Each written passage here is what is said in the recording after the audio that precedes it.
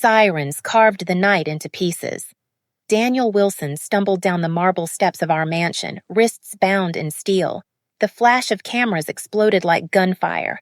Chloe Bennett was by the fountain, screaming, mascara streaming, her crown of triumph shattered in a single night. The man who betrayed me, the woman who tried to erase me, both of them were finally brought to their knees. But to see this moment, I had to die once, and then return as something else, the storm they never imagined. My name is Abigail Wilson.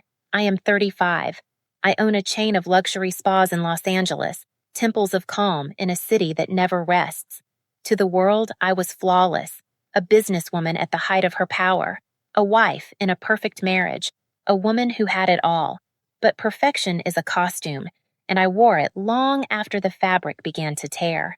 Every morning, I walked through the halls of my spa, heels clicking softly on marble, the air steeped in eucalyptus and citrus. White orchids lined the reception desk, each bloom adjusted by my own hand. I greeted clients with a smile that never faltered, the smile of a woman who promised peace. "Mrs. Wilson, your touch is magic," one client whispered once. I smiled and answered softly, "It is not magic. It is care." They never guessed that behind that smile lived a woman who barely slept, a woman who pressed powder over shadows, a woman who practiced serenity in the mirror until it felt like another mask. Daniel was the kind of husband people envied. Sharp suit, confident stride. A man built out of sunlight and steel. Real estate deals, photographs in glossy magazines, dinners at tables where champagne never stopped flowing. At galas, he would rest his hand on my back, lean close for the camera, whisper, "Smile, darling. We look perfect." And we did. From the outside. Inside, there was distance, trips that grew longer, calls that ended too quickly, a phone that always rested face down, a cologne that lingered in the foyer long after he was gone. Silence sat at our table every night, eating with us, drinking with us, reminding me that I was alone, even when he was near. One evening I tried to ask, "Do you trust me? Truly?" He smiled that weary smile men use when they want the scene to end. "Always, Abigail. You know that." I watched the lie glide across the table, shiny, perfect, empty. Another night, he said, "You work too hard. Step back, let others drive." It sounded like care. It felt like dismissal, a gentle shove toward a cliff. I smiled, poured more water, pretended not to hear the echo. At the spa, I continued my performance. My staff admired my precision. My clients adored the calm I created.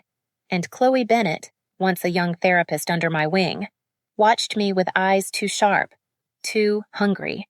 I taught her how to read a face, how to soothe with a single gesture. I taught her too well. Some lessons, in the wrong hands, become weapons. I still remember the afternoon a client paused before leaving. "You look tired, Abigail," she said. I laughed softly. "The lights are kind, that is all." She touched my wrist, a fleeting kindness, then walked away, and I stood alone in that quiet room, listening to the hum of the building. Something was off, faint, almost hidden, like a second heartbeat out of rhythm. The city outside clamored for blood and spectacle. Inside, I offered stillness. I tied ribbons around small notes, sent them home with clients as if paper could protect them. I thought I was building sanctuary. In truth, I was building the stage for my own undoing. At home, the house became foreign. The kitchen smelled of meals I no longer cooked. I would light one candle and set two plates. One plate went untouched. One plate went cold. The refrigerator hummed. The clock pressed its face into the dark. Hours slipped through me like water. "Big day tomorrow," Daniel murmured one night. He brushed my hair with a kiss. "Do not wait up." "Of course," I answered, my voice smooth as glass. He smiled, the smile of a man already elsewhere, and vanished into that other life. I stayed in the kitchen, watching the flame of the candle bend in the draft. The house sighed, a pipe clicked. From the canyon beyond the pool came the sharp cry of a coyote, thin, eerie, stretching into the night. Farther away, a siren wailed. It climbed over the hills like a warning. I listened. My skin prickled. The city was trying to tell me something. Happiness can be staged, like a room staged for buyers. Pretty pillows, borrowed art, a rug thrown over a stain. In the mirror, I rehearsed my smile for the morning. A careful curve. A woman who looked serene. A woman who seemed safe. But behind my eyes, in my bones, I knew. The page of my perfect life was already tearing. It began with a glow I was never meant to see. Daniel's laptop was open on the desk in his study. A single notification pulsed on the corner of the screen. Faint, persistent, like a heartbeat that did not belong. I should have walked past. I should have closed the lid and told myself I trusted him. But trust was already bleeding, and something inside me whispered, "Look." I brushed the trackpad. The screen bloomed to life, and there it was. "Chloe, I cannot stop thinking about last night." The words slammed into me. I blinked once, twice, but they did not vanish. I scrolled. My hands trembled, but my eyes refused to close. Line after line poured out. Promises whispered in the dark. Plans written with the arrogance of certainty. Daniel spoke of moving assets, of protecting the company from my mismanagement, of how easily signatures could be replicated if one was clever enough. And Chloe Bennett, the girl I once mentored, the girl who learned every corner of my spa by following in my shadow. Her reply glowed on the screen. "I dream of the day it's just us." No more lies. No more pretending. When she's out of the picture, we'll finally be free. My throat closed. My pulse thundered. But I kept reading. There were attachments, spreadsheets of numbers I had never seen, draft contracts with my name erased, replaced by his, Chloe's words in another email. "The spa will shine brighter once it carries our legacy." And then, the cruelty. "She doesn't even notice," Daniel had written. "She thinks she's untouchable, but she's already fading. She has no idea how easy this will be." I felt the room tilt. The chandelier above me blurred, then sharpened again. A hollow sound filled my ears, like the ocean trapped inside a shell. I could have screamed. I could have smashed the laptop, the desk, the glass walls of that perfect study. But I did not.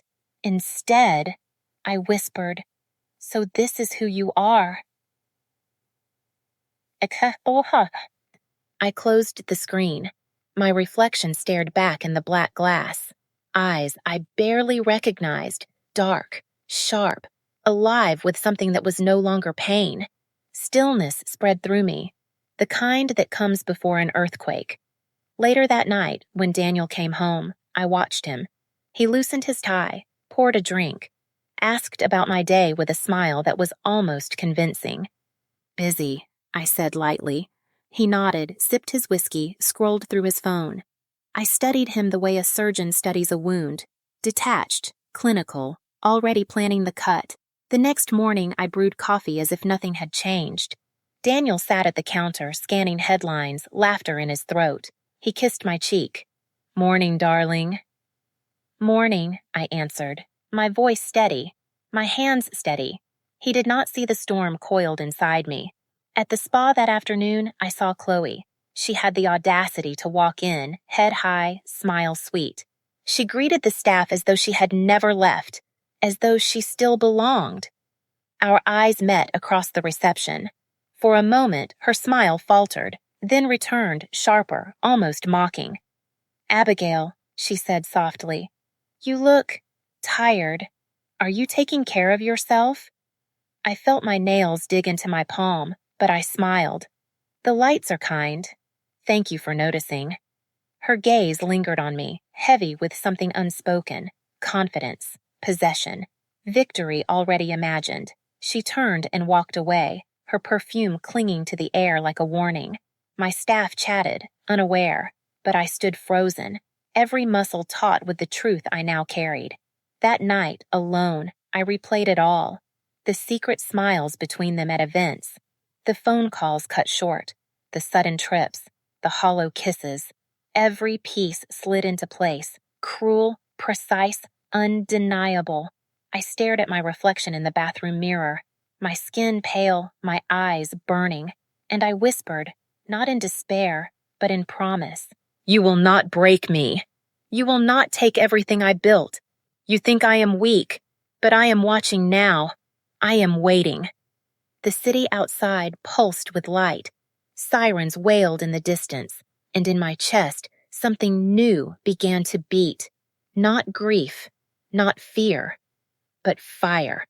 That night, the Abigail Wilson they thought they knew, the trusting wife, the untouchable queen, died quietly, and in her place, a different woman began to breathe.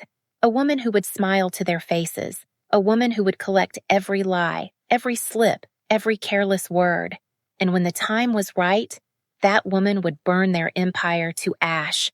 The night was warm, the streets washed in neon, the hum of the city vibrating against the glass of my car.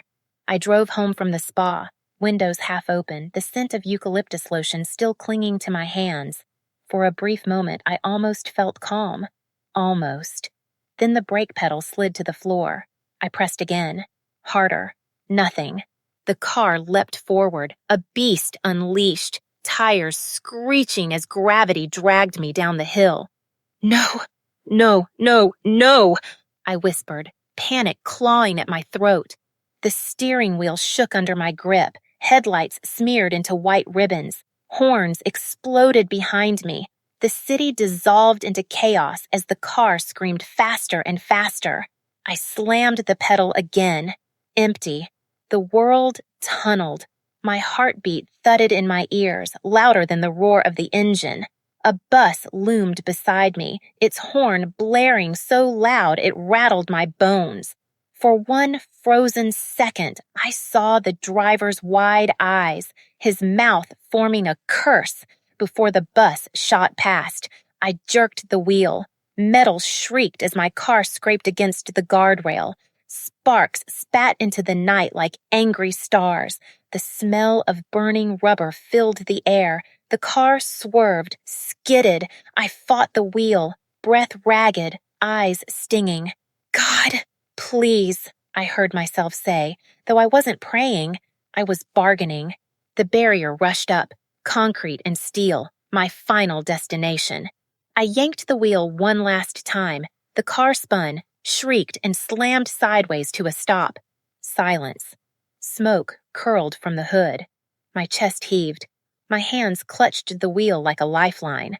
For a moment, I thought I had died, but then the sting of smoke in my lungs reminded me I was still here. A voice pierced the night. "Lady, are you all right?" A man ran toward me, phone in hand, his face a blur. I tried to answer, but no sound came. He dialed quickly, breathless. "Yeah, we need police and fire. Car crash on Mulholland. Brakes went out." The words rang in the dark. Brakes went out. But I knew better. The police arrived.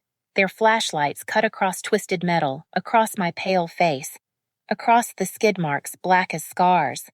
One officer crouched low, tracing the brake line with his beam. "Severed," he muttered. The other leaned closer. "Clean cut. Almost too clean." They exchanged a look.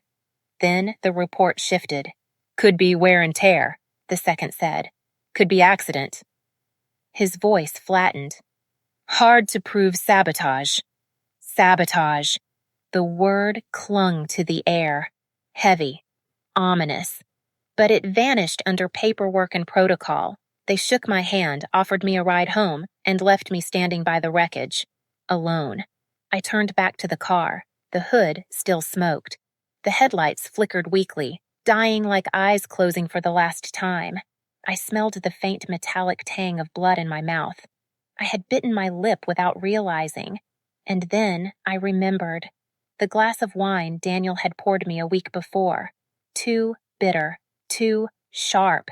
He had smiled too quickly when I set it down, the spa heater that had malfunctioned, filling my office with gas. Chloe had signed the maintenance slip. The uneasy feeling that had followed me for weeks, shadows moving where shadows shouldn't be. This was no random failure. This was rehearsal, and tonight had been the performance. They wanted me gone, not just ruined, not just humiliated, dead. Daniel's voice echoed in my skull. She will not be a problem for long. Chloe's reply slithered after it. When she's out of the picture, my body trembled, but not from fear, from fury. Hot, consuming, alive. I pressed my hand to the scorched hood. The metal burned, but I held it there as if sealing a vow. You should have killed me when you had the chance, I whispered into the night. The canyon carried my words back, thin and sharp. A coyote cried far off, its call sliding into the silence. Then a siren rose, wailing, climbing the hills as if the city itself was screaming a warning. I straightened my spine. My breath steadied. The woman who trusted, who smiled politely, who believed love could protect her. She had died on that hill. What rose in her place was colder, sharper, patient. I would not run to the police. They had nothing. I would not confront Daniel. He would only lie. No, I would play dead. I would wear the mask of defeat. I would let them believe they had broken me. And when they finally exhaled, when they finally felt safe, I would return. Not as their wife, not as their friend, not as their victim. I would return as their reckoning. The smoke curled upward, vanishing into the night sky. And I swore with every breath that seared my lungs that I would live long enough to watch them fall hard, fall helpless, fall exactly the way they had planned for me. They moved with precision, like wolves, like they had rehearsed this moment for months. Daniel stood before the cameras in a glass tower conference room, the skyline glittering behind him. His suit was immaculate, his tie a sharp blade of silk. His voice cut through the crowd. My wife has failed to manage responsibly. The spa empire is drowning in debt. To save it, to protect our investors and our staff, I must take control. A storm of flashes erupted. Journalists scribbled furiously. Investors nodded grimly as though he had spoken some noble truth. And Chloe Bennett? She stood beside him. Her hand brushed Daniel's arm, her eyes shimmering with calculated sympathy. Her smile was the smile of someone who believed she had already won. She leaned into the microphone once. I loved working under Abigail, but the company needs new direction, fresh vision. We're stepping in to restore its legacy. The word was a dagger. By the next morning, the world had swallowed their story whole. Headlines screamed, Spa Queen topples. Reckless spending and neglect exposed. Husband and protege save brand from collapse. My face appeared everywhere, grainy paparazzi shots blown up on glossy covers. The captions were merciless. Once glamorous, now disgraced. They printed lies about my spending, invented lovers I never had, accused me of vanity, arrogance, detachment. Clients I had known for years canceled their appointments without a word. Partners quietly withdrew. Even my oldest staff shifted uneasily, whispering in corridors, unsure who to believe. A few chose their loyalty, to Daniel. They smiled at Chloe, handed her files, followed her instructions. They forgot who had built the empire that fed them. It was betrayal dressed in professionalism. I said nothing. Bank accounts froze. Cards declined. I went to pay for groceries once and felt the eyes of strangers when the machine spat out insufficient funds.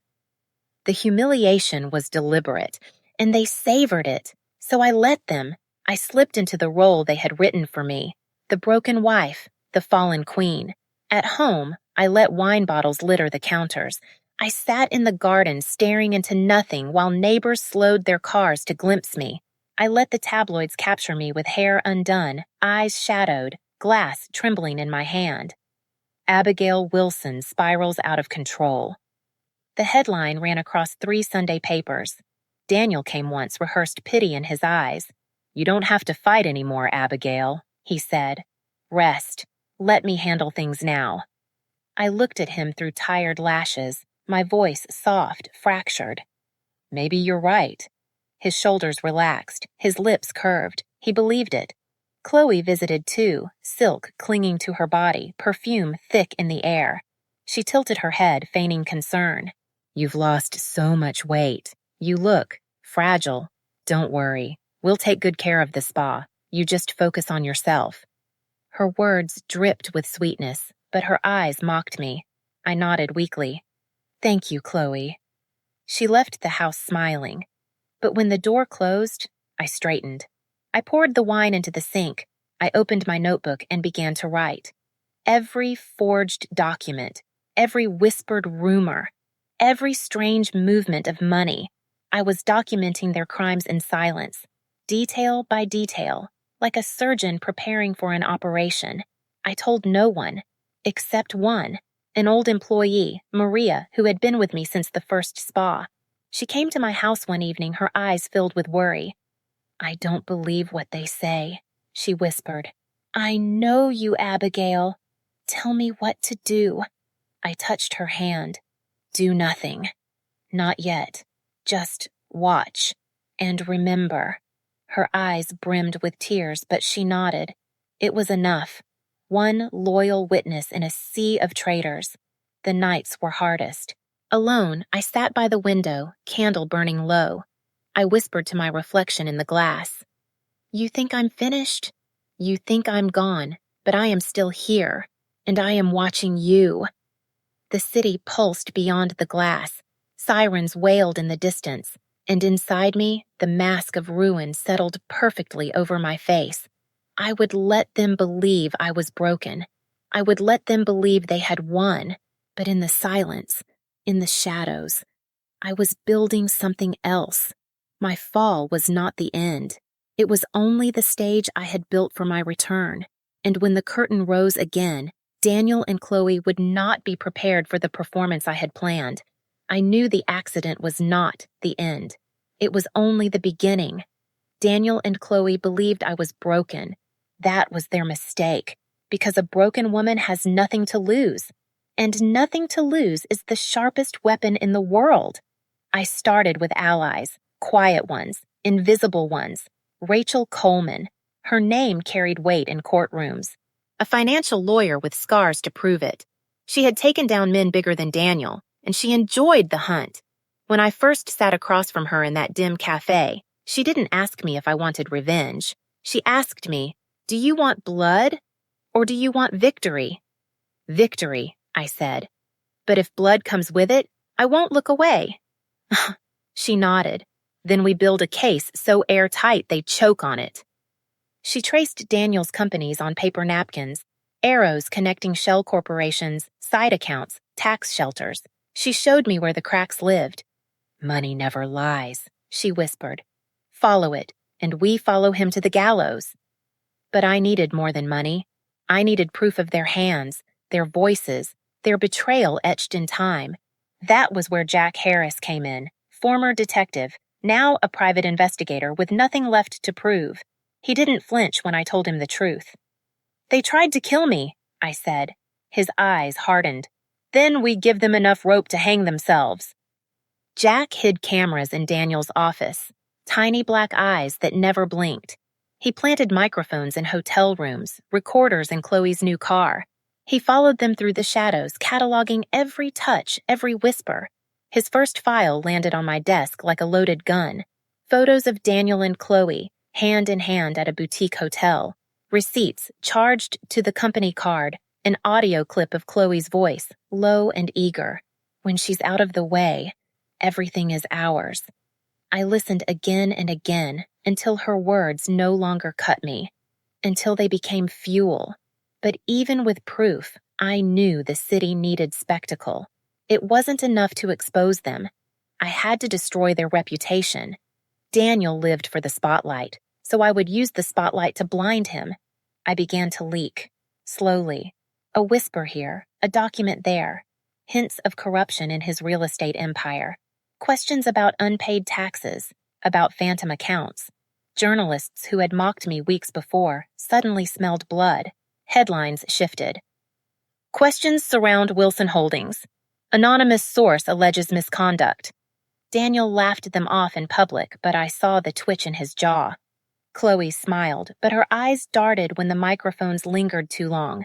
It was working, but whispers were only the first layer of the trap. The second layer was the stage. I played the ruined woman flawlessly. I let my hair fall unkempt. I answered the door with wine in hand. I gave interviews where I mumbled, eyes glazed, a caricature of despair. The world thought I was finished. Even Daniel believed it. But while they relaxed, I was moving pieces into place. I called old clients, the ones who still trusted me, under a false name. I asked about their experiences with Daniel. I gathered stories of intimidation, hidden fees, promises broken. I created a second account, one Daniel and Chloe thought was a secret stash of mine. I fed it with bait money, just enough to tempt. Then I waited. It didn't take long. Chloe dipped her hand in. Jack caught it all. I staged dinners with investors Daniel thought he controlled. I played the part of the desperate wife asking for help, recording every word he said when he boasted about saving my empire. Every word was a nail in his coffin. At night, I spread the documents across my kitchen table. Rachel's notes, Jack's photos, bank statements, receipts, contracts with forged signatures. I traced the threads with my finger until the web gleamed before me. This was not just evidence. This was an execution plan. One night, Maria, my old employee, came to visit. Her voice shook when she said, "People are saying terrible things about you, but I don't believe them. What's happening, Abigail?" I took her hands. "Not yet," I whispered, "but when the truth comes out, you'll see everything." She nodded, tears in her eyes, and I knew then that I still had loyal witnesses, enough to testify, enough to tip the scales. Daniel and Chloe thought they had silenced me, but every night I sharpened my silence into a blade. The plan unfolded piece by piece. Leak rumors, bait accounts, hidden cameras, patient allies. When the moment came, I would not just accuse them. I would drown them in their own lies. I would strip them naked before the city that once adored them. I looked out at the skyline, lights glittering like shards of glass, and whispered into the dark, "You built your empire on betrayal. I'll make sure the whole world watches when it crumbles." And in that moment, I knew the trap was already closing. Predators grow careless when they believe the prey has stopped running. Daniel and Chloe believed I was broken. They believed I had drowned in wine and silence. That was their mistake. The first trap was money. Money is temptation. Money is confession. I built a false account under a hidden name, a glittering bait, a forgotten stash, the kind of secret fortune a careless woman might try to hide when her world collapses.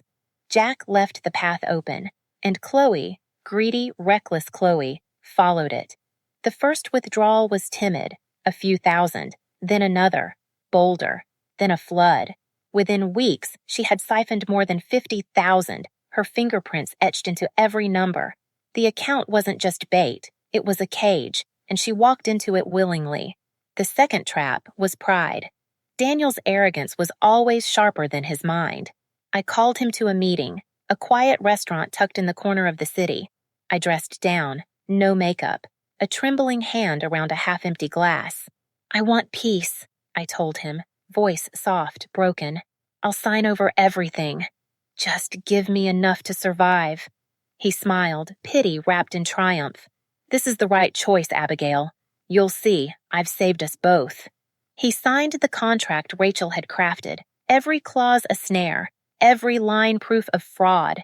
His own hand betrayed him. His pride sealed the page. The third trap was doubt. Doubt is poison, and I fed it drop by drop. Anonymous texts slithered into their phones at midnight. "She talks more than you think." He said things he never told you. "Be careful who you trust." Daniel read them with a clenched jaw. Chloe read them with trembling fingers. Their alliance was no longer seamless. Suspicion bled between them, but whispers weren't enough. I wanted them to see ghosts. One morning, Daniel opened his office door. On his desk lay a white envelope. Inside, a single photograph, him and Chloe, at a hotel, her hand on his chest, his lips inches from hers. No message, no sender, just the image. He crushed it in his fist, veins pulsing at his temple. But Chloe found it later.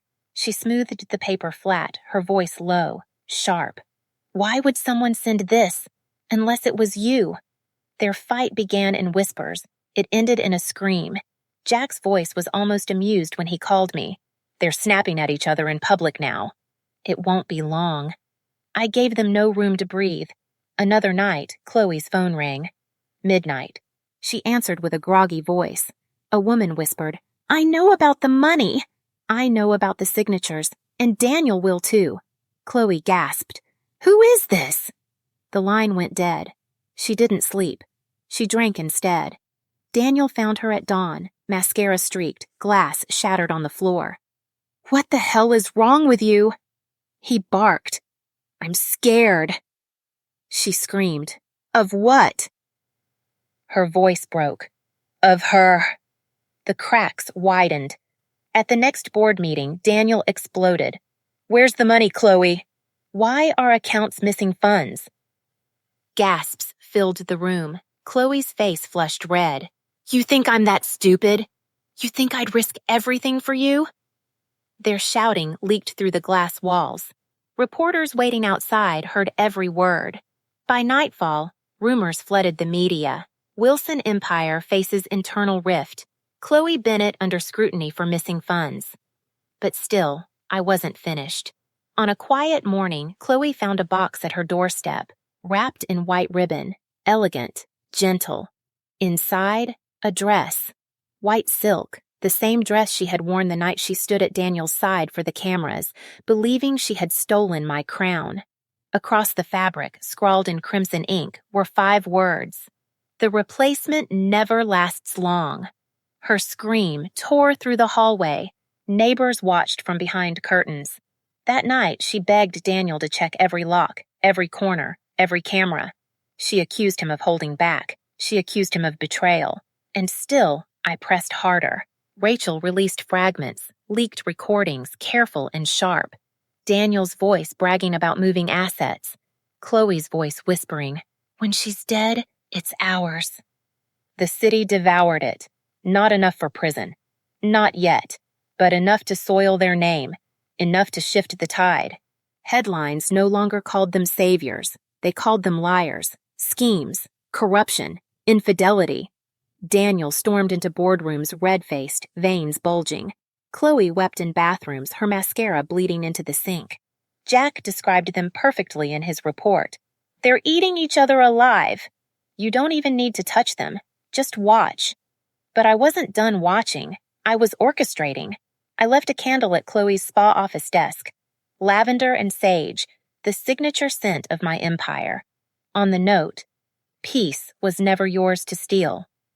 She collapsed into a chair, trembling, whispering my name. Daniel found another envelope on his car seat. Inside, a copy of the forged contract he had signed. Scrawled across the top in red ink, "Your own hand will bury you." By then, paranoia consumed them both. They accused each other of betrayal. They accused friends, colleagues, even strangers. And I was calm. I sat by my window, candle burning low, and whispered, "You wanted me erased. Instead, you're erasing yourselves, every fight, every scream, every lie. I don't have to break you. You're already doing it for me." The city lights flickered like embers. The trap was almost closed, and soon they would hear it snap shut. The hall was blinding with light. Cameras flashed. Microphones stretched like claws. Daniel stood tall, rehearsed, perfect. "My wife has stepped back," he declared. "She no longer wishes to be part of this company. From today, I will protect what she abandoned. And by my side, Chloe Bennett, the woman with vision to guide us into the future." Applause echoed, but thin. Some clapped politely. Others looked uncertain. Then the doors opened. I walked in. Not broken. Not drowned. Not erased. Rachel Coleman at my side, a storm in her hands. The room shifted. Gasps, whispers. The cameras spun toward me like hungry beasts. Daniel froze mid-sentence.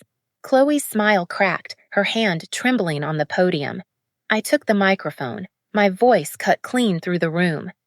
You said I had stepped back, that I was gone. Tonight, I prove I am very much here. Rachel laid the first folder open, the forged contract. Daniel's signature sprawled across it like a confession. This, Rachel's voice rang out, is not Abigail's surrender. This is Daniel Wilson's crime.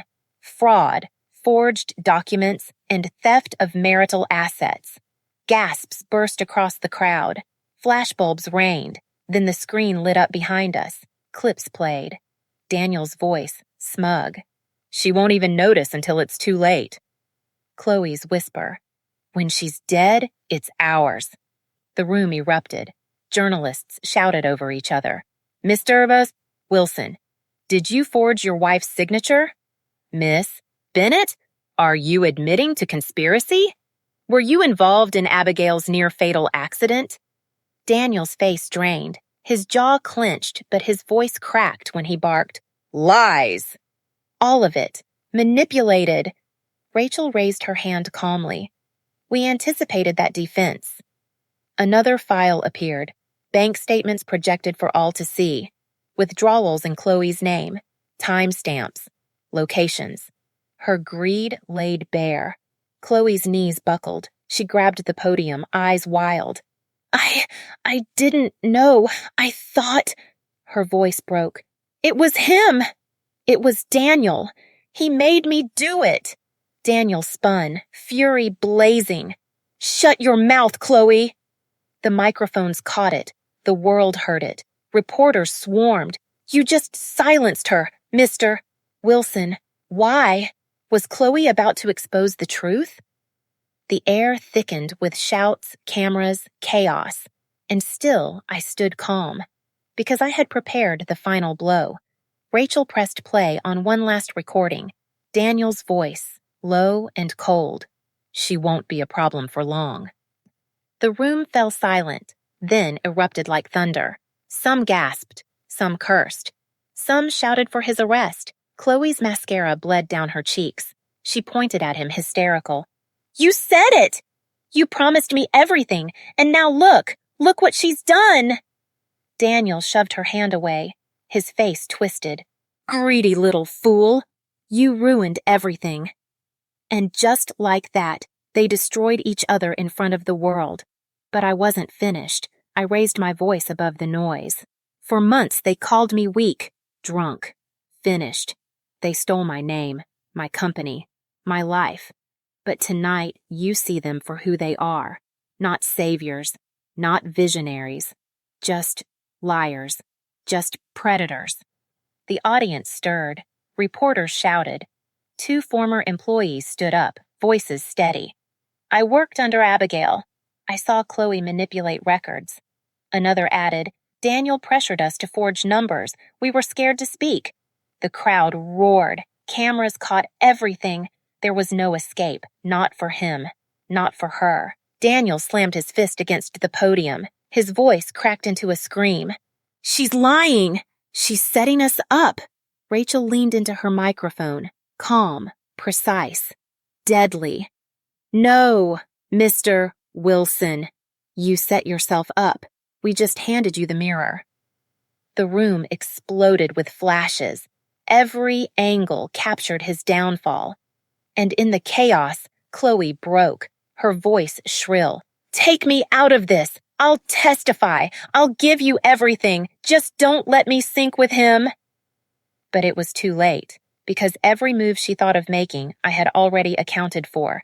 Every bargain she dreamed of striking, I had already burned to ash. They were mine, completely.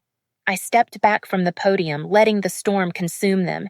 The shouting, the flashes, the fury of a city realizing it had been deceived.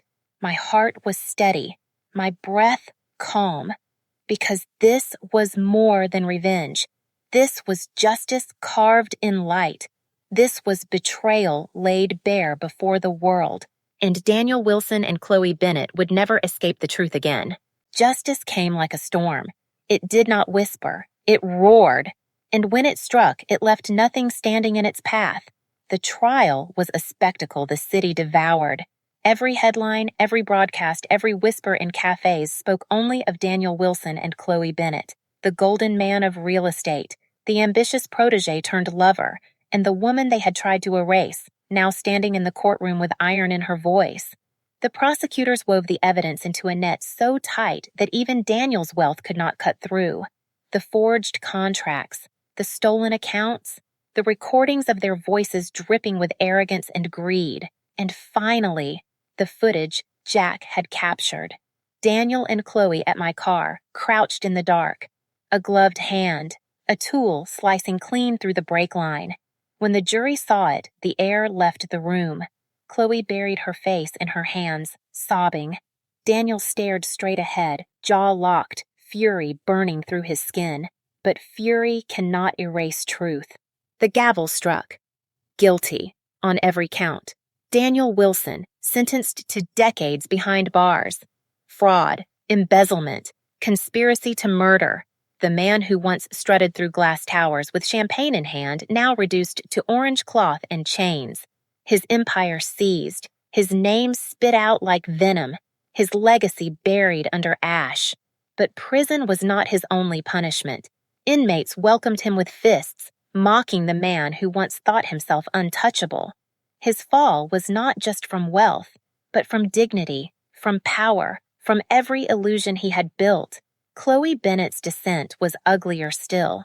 The industry carved her name onto a blacklist so deep that even whispers of her sent shivers. Every spa, every clinic, every luxury brand shut their doors. Clients posted her betrayal online. The girl who poisoned her mentor. The thief who smiled as she stole. Her bank accounts drained. Her apartment repossessed. Her so-called friends scattered like rats from a sinking ship. But her true punishment was not bankruptcy. It was the silence that followed her everywhere. The glares in grocery stores, the reporters waiting outside motels where she hid. The endless fear that my shadow was still near, watching, waiting, reminding her she could never outrun me. Rachel once slid a photo across the table. Chloe, hair tangled, eyes hollow, clutching a bag of cheap food outside a rundown inn. "She has nothing left," Rachel said softly. I glanced once, closed the folder. Because Chloe's punishment was already complete. Her empire had not just fallen, it had vanished, and she had to live every day knowing she had been the architect of her own ruin. As for me, I rose. The spa returned to my hands, cleansed of their shadows. But I did not stop there. I expanded. Branches opened in New York, Miami, Chicago. Each one sharper, brighter, more unshakable than the last. Clients who had once abandoned me returned. Investors who had doubted me begged to partner. And slowly, the city began to call me something new. The Iron Woman. The woman who had been buried alive and clawed her way back from the grave. But titles never mattered. What mattered was the night I stood on the balcony of my newest spa. The city stretched beneath me, endless lights shimmering like fire. I thought of Daniel, pacing in his cell, shackled by his own sins.